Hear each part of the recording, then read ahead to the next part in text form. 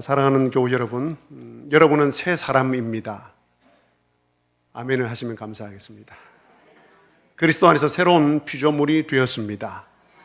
그렇다면 여러분 좌우에 계신 분들에게 또 좌우에 계신 분에게 마주보면서 서로 이렇게 믿음으로 선포해 보겠습니다.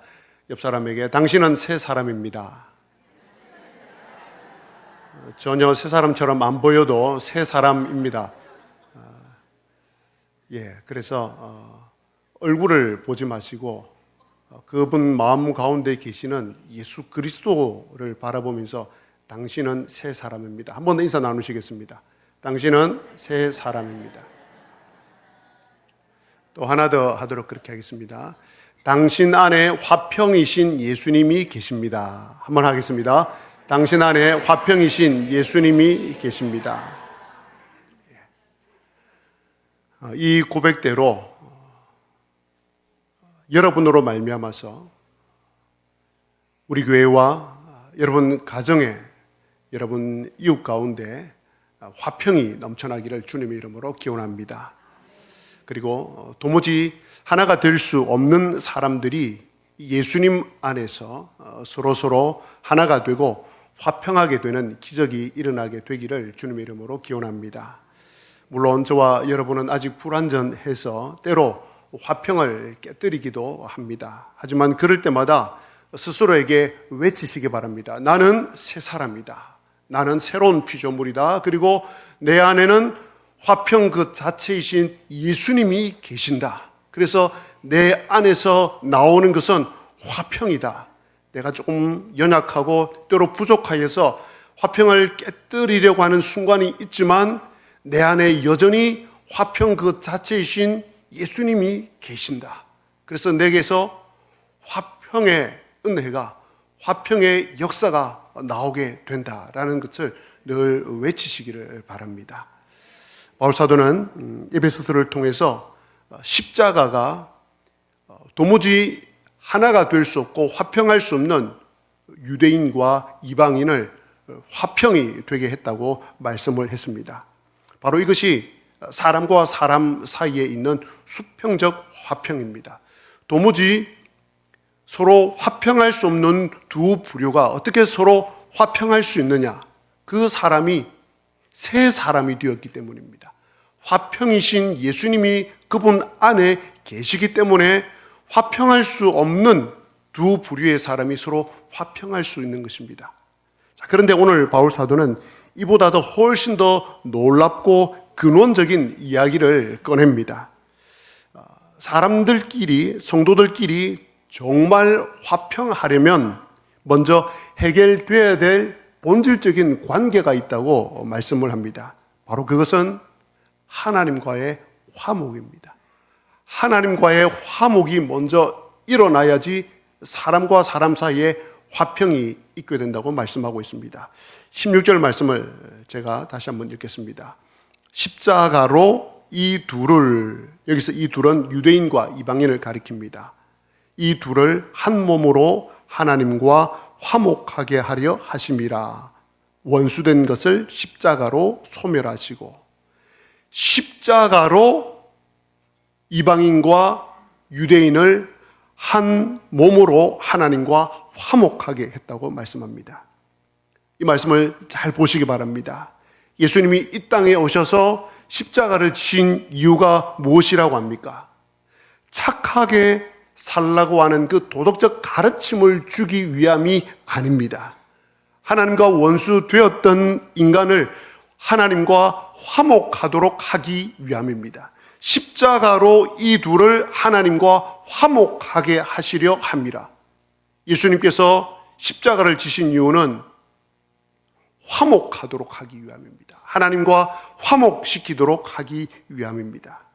자, 이 말씀에서 우리는 먼저 복음 앞에 정직하게 서야 될 부분이 있습니다. 우리 자신을 복음 앞에 바로 세워서 내가 누구인가를 먼저 알아야 합니다.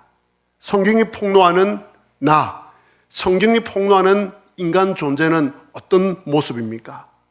인간은 단순히 조금 부족한 존재, 혹은 어쩌다가 실수하거나 잘못을 저지르는 존재가 아닙니다. 성경은 인간을 향해서 하나님과 원수된 존재라고 분명히 말씀합니다. 선언합니다. 하나님을 떠난 존재입니다. 하나님께 반역한 존재입니다.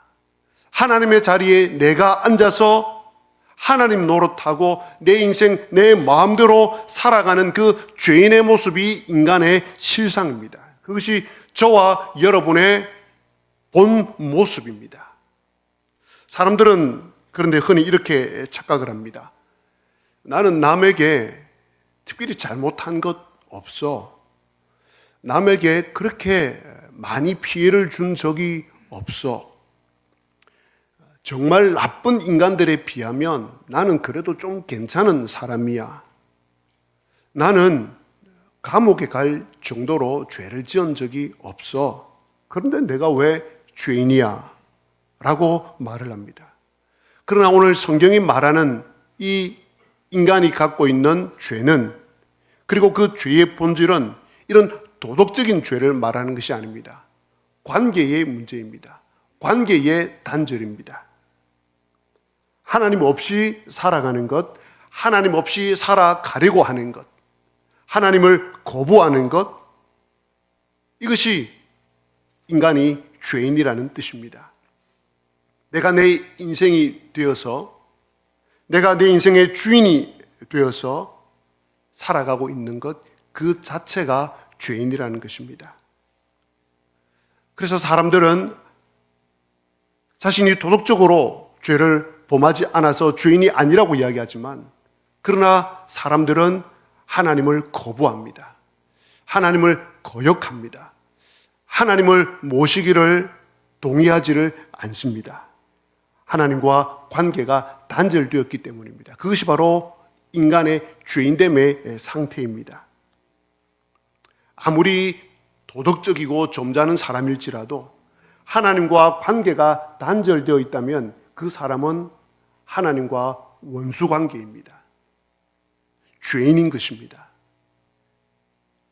인간의 가장 큰 문제는 환경이나 돈이나 건강으로 생기는 일들이 아닙니다. 인간에게 있어서 가장 큰 비극은, 진짜 비극은 하나님과 멀어진 것입니다. 하나님과 원수된 것입니다. 아담과 하와가 하나님께 불순종하고 하나님처럼 되고자 했을 때, 하나님의 자리를 밀어내고 자신이 하나님이 되고자 했을 때 하나님과의 관계가 깨어졌습니다. 그래서 그들은 하나님을 떠나버렸습니다. 하나님을 주인의 자리에서 밀어내었습니다. 그 결과 어떻게 되었습니까? 그동안 에덴에서 누리던 모든 평화가 다 사라지고 말았습니다. 대신 두려움과 공허감이, 불안이, 무서움이 그들에게 찾아왔습니다. 저처럼 아담이 죄를 짓고 난 후에 나무 뒤에 숨었던 것처럼 오늘날 현대인들은 하나님을 피해 숨어 다닙니다. 세상 속으로, 쾌락 속으로, 성공 속으로, 돈 속으로 숨어 들어갑니다. 술로, 쾌락으로, 또 성적으로, 돈으로, 각종 탐욕으로 자신의 영혼의 공허함을 채우려고 안간힘을 씁니다. 그러나 채워지겠습니까? 결코 채워지지 않습니다. 채워지지 않기에 이런 것들을 더 많이 하면서 그 공허함의 빈 공간을 채우려고 합니다.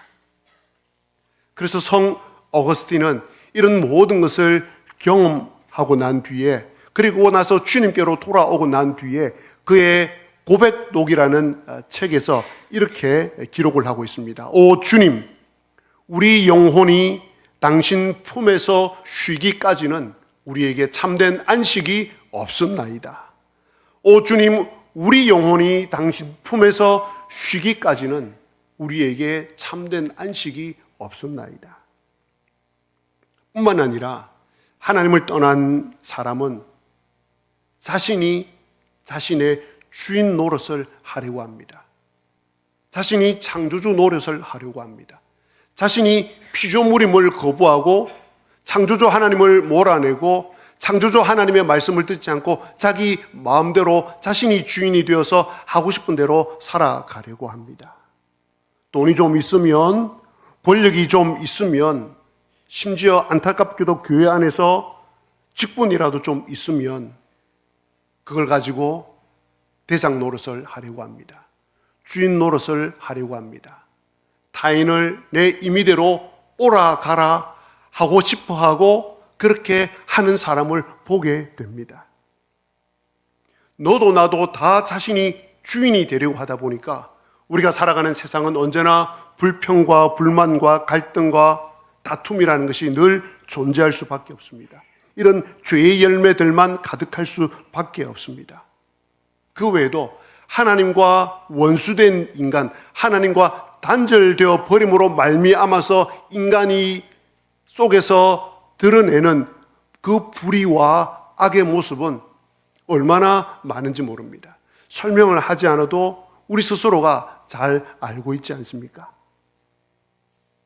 어떻습니까? 이런 죄들이 단순히 도덕적인 죄, 윤리적인 잘못 정도라고 생각을 하십니까? 그렇지 않습니다. 여러분들이 하나님과 원수가 되어서 여러분이 여러분의 인생의 주인 노릇하면서 하나님을 거부하고 하나님이 싫어하는 모든 죄들은 창조주 하나님을 거역하는 행위입니다. 하나님의 거룩한 창조 세계를 대적하는 심각한 죄입니다. 하나님 앞에서 하나님의 거룩을 훼손하는 죄입니다. 그래서 죄는 반드시 심판을 받아야 합니다. 공의로우신 하나님은 그냥 죄를 덮어두거나 묻어두지 않습니다. 왜냐하면 하나님은 공의의 하나님이기 때문에 그렇습니다. 공의의 하나님이시기에 죄에 대한 대가는 반드시 치러야 합니다. 그 죄에 대한 결과가 무엇입니까?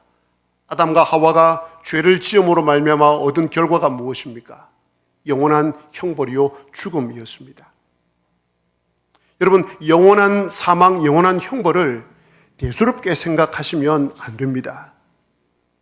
물론 우리가 가보지 않아서, 경험하지 않아서 영원한 형벌, 영원한 사망이 어떤 것임을 정말 깨닫고 이해하기가 참 어렵습니다. 하지만 성경에 나와 있는 사실 가운데 특별히 우리를 그 영원한 형벌에서 구원하시기 위해서 예수님께서 어떻게 하셨는지를 보면 우리가 가야 될 죄의 대가로 우리가 경험해야 될 그 죄의 형벌인 그 영원한 형벌이 얼마나 무서운가, 얼마나 잔인한가를 알 수 있습니다.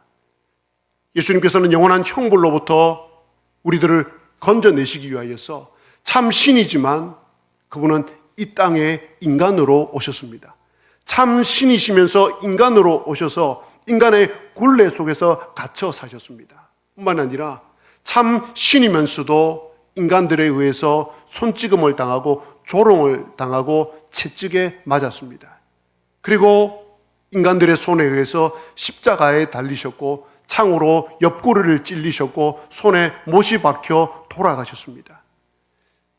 가장 잔인하다고 하는 로마 시대의 십자가 위에 가장 잔인한 모습으로 돌아가셨습니다.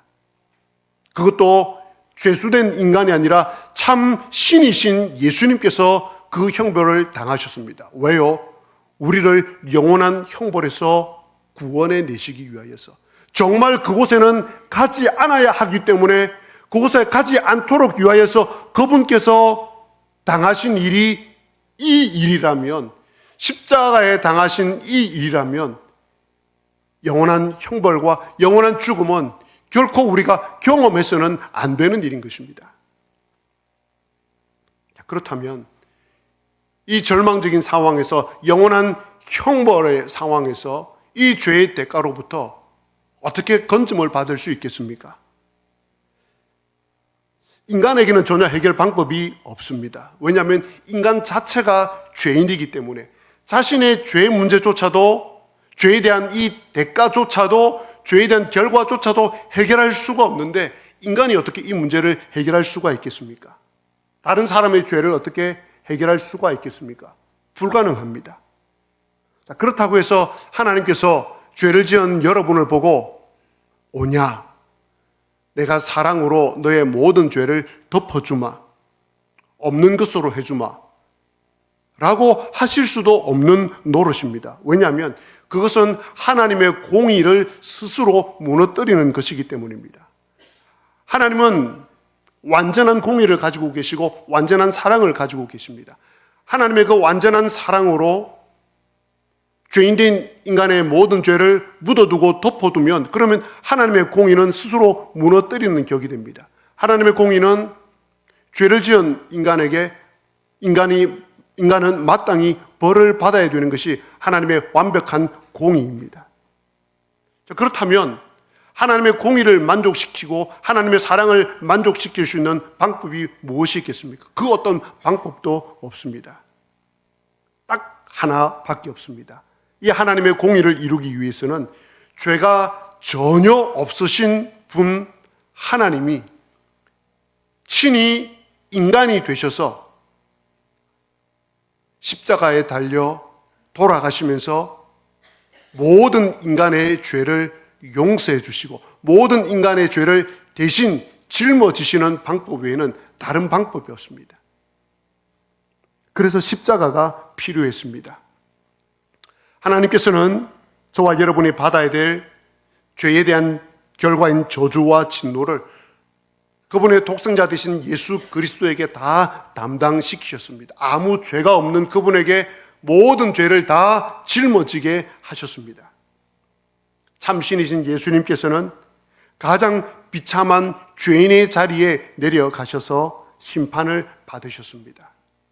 그 결과 저와 여러분의 죄가 씻겨졌고 하나님과의 원수 관계가 청산되었습니다. 우리 죄를 예수님께서 대신 짊어지셨기 때문입니다. 오늘 16절 하반절을 보시면 하나님과의 원수 관계가 청산된 것을 아주 과격하고도 하지만 은혜롭게 표현을 하고 있습니다. 어떻게 표현을 하고 있습니까? 원수된 것을 십자가로 소멸하시고 하나님과 여러분, 하나님과 인간이 원수가 되었는데 그것을 십자가로 소멸하셨다고 말씀을 하고 있습니다. 이 소멸하다라고 번역된 우리 단어의 헬라어 단어는 아포크테이노입니다. 이 아포크테이노는 소멸하다라는 단어보다는 죽이다라는 단어의 뜻이 있습니다. 죽이다. 그러니까 바울 사도는 지금 하나님께서 원수 관계를 죄인된 인간과의 그 원수 관계를 대충 무마시켰다라는 정도가 아니고 십자가로 원수 관계였던 그 상태를 뭐 하셨다? 죽이셨다는 겁니다. 십자가에서 예수님께서 그 원수 관계였던 그 관계를 죽이셨기 때문에 하나님과 여러분과의 그 원수된 그 관계는 그냥 소멸됐다 이런 느낌 아니고 완전히 죽어버렸습니다. 여러분을 향한 하나님의 진노와 적개심, 죄인이기 때문에 그 죄인을 향한 하나님의 공의에 따라서 그 여러분을 향한 하나님의 그 진노와 하나님의 그 분노는 죽었다는 겁니다. 완전히 사라졌다는 겁니다. 그래서 저와 여러분이 화목하게 된 것입니다. 자, 그런데 이제 하나님과 화목하게 된 저와 여러분에게 하나님께서 놀라운 선물을 주십니다. 그것이 17절 말씀입니다.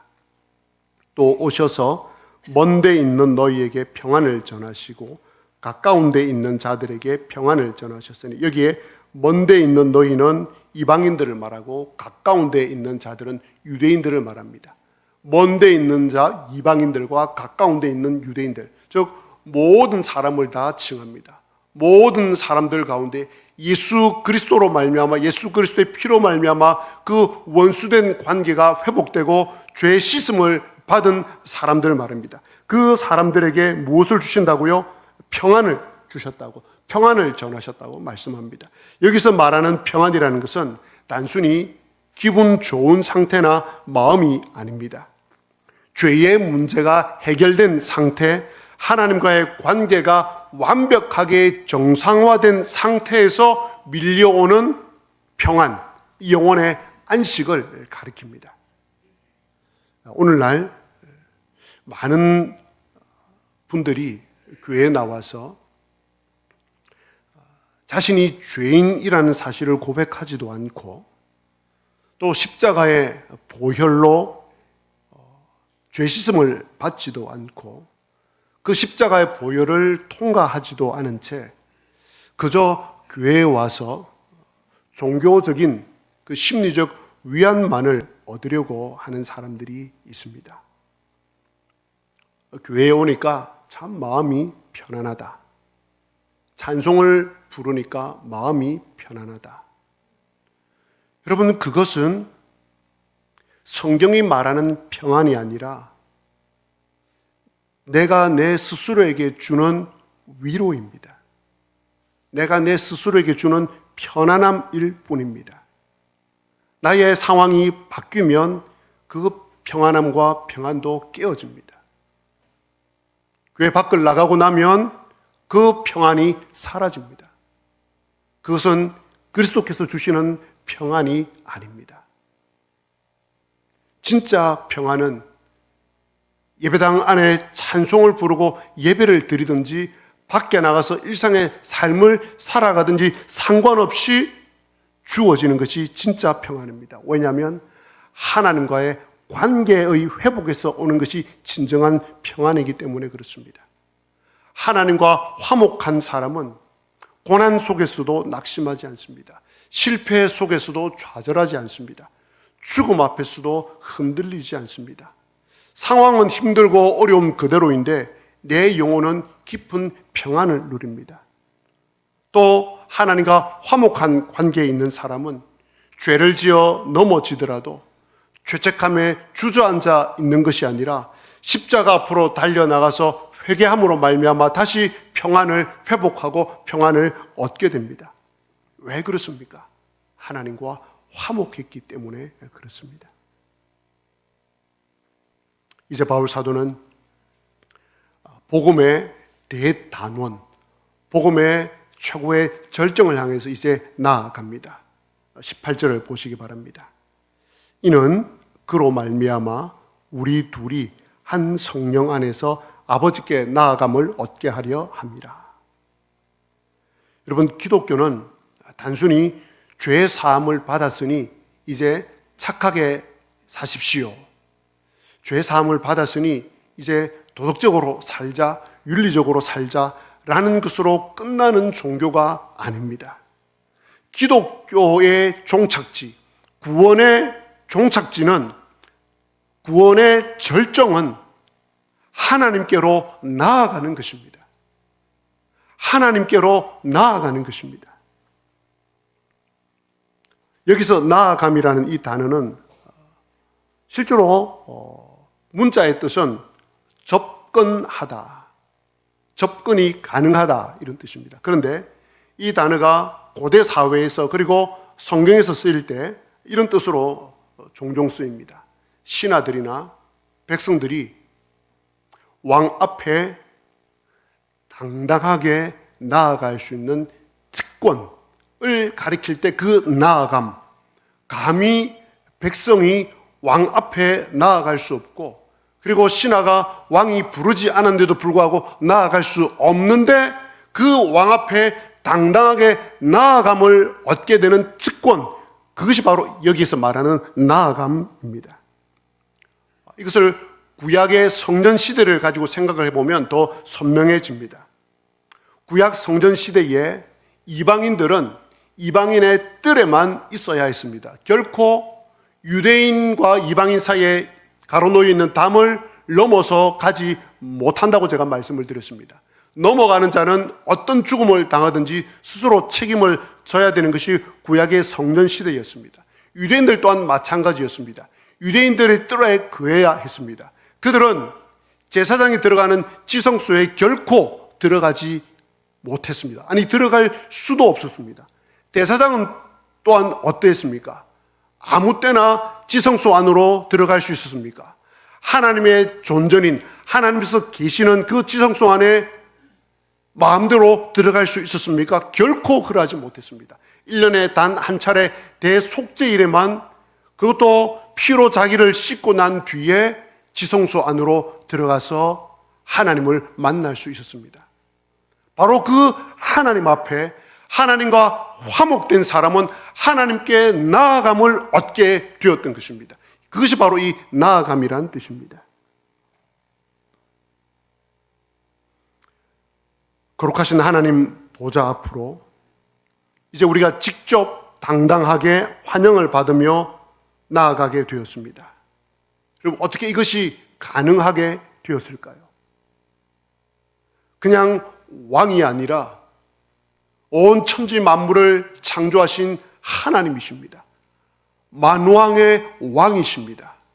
그분 앞에 저와 여러분이 어떻게, 무슨 재주로, 무슨 직분을 받아서, 무슨 자격으로 떳떳하게 아무런 거리낌 없이 곧장 그분 앞에 나아갈 수 있겠습니까? 불가능한 일입니다. 세상의 왕 앞에서도 그리하지 못하는데 만왕의 왕 앞에 그렇게 나아감을 얻는다? 불가능한 일입니다. 어떻게 이 일이 가능하게 되었습니까? 바울 사도는 뭐라고 이야기합니까? 이는 그로 말미암아. 이는 그로 말미암아. 즉 예수 그리스도로 말미암음입니다. 그러므로 예수 그리스도는 하나님께로 나아갈 수 있는 유일한 길입니다. 왜냐하면 하나님께서 저와 여러분의 모든 죄를 예수 그리스도에게 담당시켰기 때문입니다. 그분을 통해서 모든 사람들은 하나님께 나아갈 수 있습니다. 그 어떤 것을 통해서도 하나님께 나아갈 수 없는데 오직 우리의 모든 죄를 대신 지신 그분을 통해서, 예수 그리스도를 통해서 하나님께 나아갈 수 있습니다.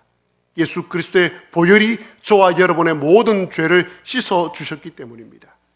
그로 말미암아 죄인된 저와 여러분이 의인이 되었기 때문입니다. 십자가로 말미암아 하나님과 화목이 되었기에 우리가 하나님께 나아갈 수 있는 길은 바로 십자가입니다. 예수 그리스도입니다. 그리고 두 번째로 우리가 어떻게 하나님께, 만왕의 왕이신 하나님께 나아갈 수 있겠습니까? 한 성령 안에서입니다. 조금 전에 사람이 하나님께로 나아갈 수 있도록 길을 여신 분이 예수 그리스도라고 말씀을 드렸습니다. 그런데 그 예수님을 통해서 하나님께 나아가도록 이끄시는 분이 성령 하나님이십니다. 그러니까 성령 하나님은 여러분을 하나님께로 나아가고 싶은 마음을 갖도록 해주십니다. 죄를 깨닫게 해주십니다. 회개하도록 하십니다. 예수님을 영접하도록 하십니다. 만약 여러분께서 하나님께 담대히 나아가고 계신다면, 여러분의 모든 죄를 용서받았음을 고백할 수 있다면, 그리고 나의 주인이 내가 아니요 예수님이라고, 하나님이라고 고백할 수 있다면, 그것은 여러분 스스로 만든 것이 아니라, 스스로의 생각으로 된 것이 아니라 성령으로 말미암아 성령께서 여러분을 그 자리까지 인도하신 것입니다. 자, 이제 마지막으로 바울 사도가 이 18절에서 가장 감동적인 단어를 사용을 합니다. 18절 말씀을 다시 읽겠습니다. 이는 그로 말미암아, 예수 그리스도로 말미암아입니다. 우리 둘이, 즉 유대인과 이방인을 말합니다. 우리 둘이 한 성령 안에서 아버지께 나아감을 얻게 하려 하심이라. 바울 사도가 가장 감동적인 단어로 어떤 단어를 사용한 것 같습니까? 어떤 단어라고 생각되십니까? 예, 한 성령 안에서 아버지께 나아감을 얻게 하려 함입니다. 바울 사도는 한 성령 안에서 유대인과 이방인, 이 모든 사람들이 한 성령 안에서 하나님께 나아감을 얻게 하려 함이라라고 말하지 않습니다. 아버지께 나아감을 얻게 하려 함이라라고 이야기를 합니다. 이것이 복음의 절정입니다. 예수님 때문에 하나님과 원수되었던 사람이 하나님의 자녀가 된 것입니다. 멀리 떨어져 있던 하나님과 원수되었고 하나님으로부터 멀리 떨어져 있던 사람이 하나님의 가족이 되었습니다. 두려웠던 그 하나님이 이제는 사랑의 아버지가 된 것입니다. 그 아버지께 나아감을 얻게 된 것이 기독교의 최고의 절정입니다. 오늘 말씀이 들려주는 이 16절에서 18절의 문장 구조를 잘 보시기 바랍니다. 하나님께서는 하나님과 원수된 인간을 예수 그리스도로 말미암아 화목하게 하셨습니다. 그 화목의 결과로 평안을 주셨습니다. 이 엄청난 일을 하나님께서 행하신 이유가 무엇이라고 말합니까? 18절은 이는이라고 이야기합니다. 하나님께서 원수된 관계를 회복시키시고 그리고 회복된 사람들에게 평안을 주신 이유는 예수 그리스도로 말미암아 도무지 하나가 될 수 없는 사람들을 성령 안에서 아버지께 나아감을 얻도록 하기 위함이라고 말씀합니다. 사랑하는 교우 여러분, 기독교 생활은 몸이 건조한 종교 생활이 아닙니다. 매주 교회에 나와서 마당만 밟고 가는 습관적인 종교 행위가 아닙니다. 온 우주의 왕이신 하나님께 나아가서 그분을 아버지라고 부르면서 그분과 날마다 사랑의 교제를 나누는 것이 기독교이며 기독교의 핵심입니다. 이 사실을 깨달아야 합니다. 성령께서 주시는 성령께서 이 사실을 더 깊이 깨닫게 해달라고 기도하셔야 됩니다. 왜냐하면 이 사실을 깨닫고 나면 온몸의 세포들이 살아납니다. 환희의 송가를 부르게 됩니다. 기쁨의 춤을 추게 됩니다. 생명이 용솟음 치게 됩니다. 삶이, 내 요즘 인생이 다람쥐 쳇바퀴 도는 것 같이 무료하고 지겹고 재미가 없다라는 말을 할 수 없는 정도가 됩니다.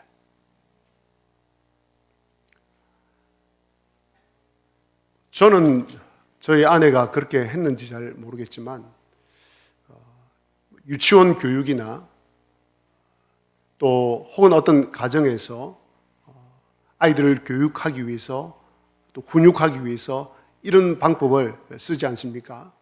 아이가 잘못했을 때 어두컴컴한 방 안에 생각의 의자라는 것을 두고 아이를 보냅니다. 아이가 잘못했을 때 반성하라고. 그래서 문을 열어주면서 들어가서 이 생각의 의자에 앉아서 네가 뭘 잘못했는지 생각해봐. 그리고 문을 닫습니다.